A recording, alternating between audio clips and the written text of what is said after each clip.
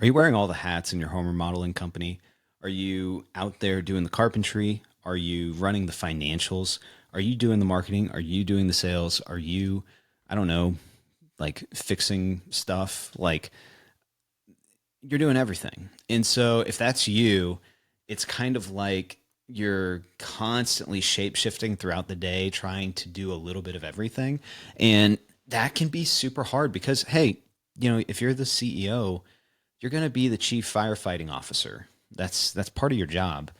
But also, how could you get some of that off your plate so that you're able to focus and do the real work that's going to push the business forward?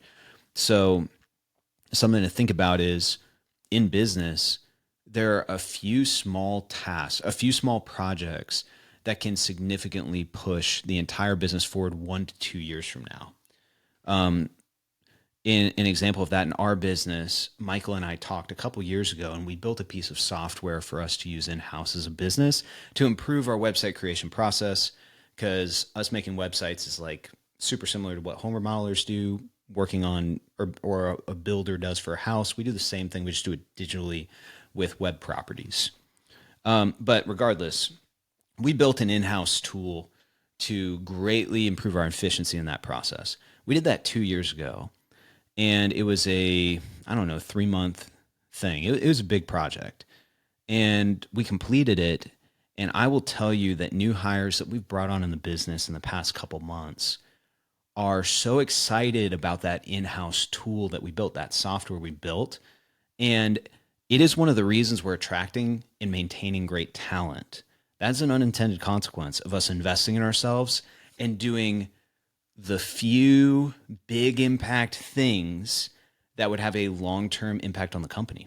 So think about the Pareto principle, which is 20% of the work has 80% of the impact, and then vice versa, 80% of the work has 20% of the impact. So for us, building that piece of software was a 20% type of work that had 80% of the impact, and we're still feeling the effects of it today, 2 years later.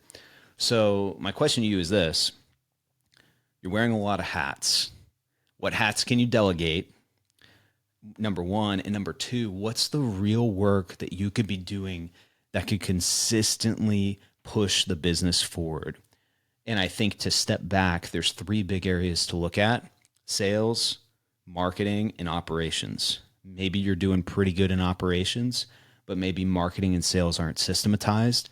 Those might be some broader things to look at. How do I get sales where it's a repeatable process, where it's not just me freestyling in every sales conversation? How do I get, so that way I can get another guy in here to do this and I know he's not going to screw things up? Same with marketing.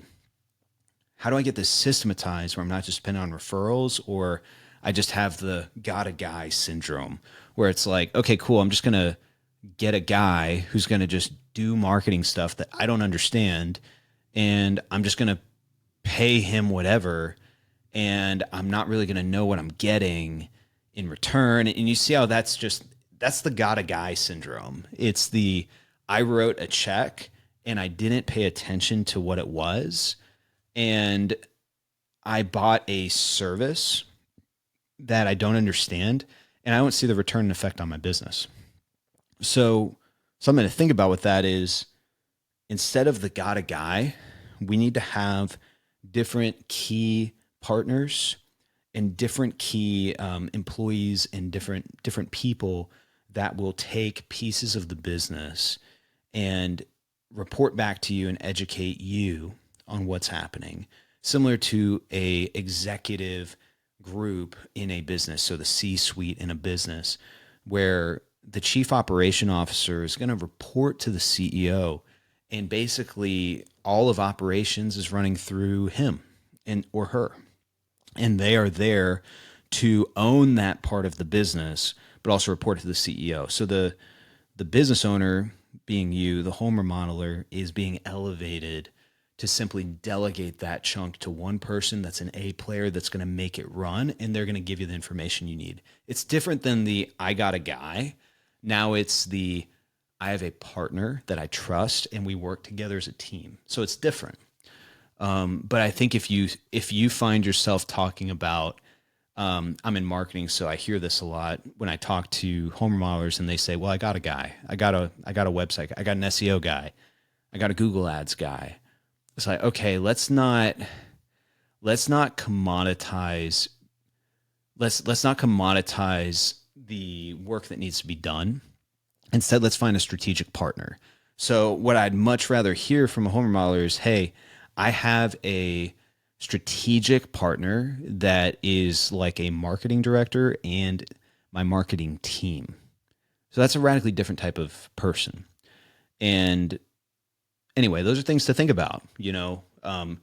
Same with sales. I got a sales guy, and then you just ignore the process. That's so dangerous. I've done that in business, and it's been very hurtful to us, where I didn't watch closely and I didn't put in clear expectations of, hey, I'm delegating this authority to you, but I also expect this kind of outcome. I expect these boxes to be checked and approved of with proof that you did it this way. And this is what I'm looking to get out of it. And then I don't really care about some of these things, but these are things that are important, and this is when it needs to be done.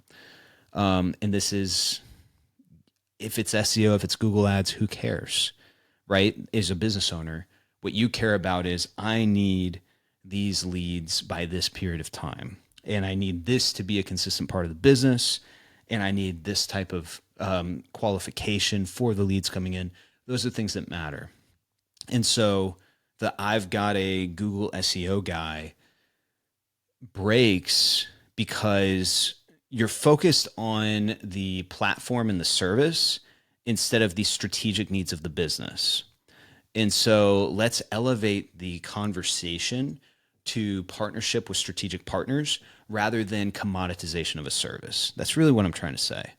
And I think as a business owner, there's ways to make those strategic connections, to find those partners that carry the same vision of the business that you have.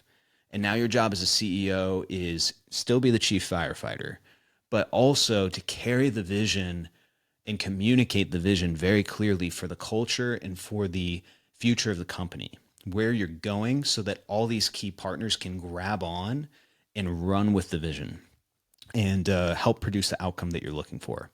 So one of the things that we say is we don't hire people to tell them what to do. We hire people for them to tell us what to do. And that's partnership. You're looking for people to be strategic partners that understand the vision and the outcome you're looking for. And then they're able to fill in all the steps in the strategy for the best way they know how to get you there. So we don't want to hire warm bodies. We want to hire people with hearts and souls and creative minds that really care about you and the business, and they care about themselves, and they care about the customer. They care about everything. And I think what we're really saying is we're looking for A players instead of B players or C players.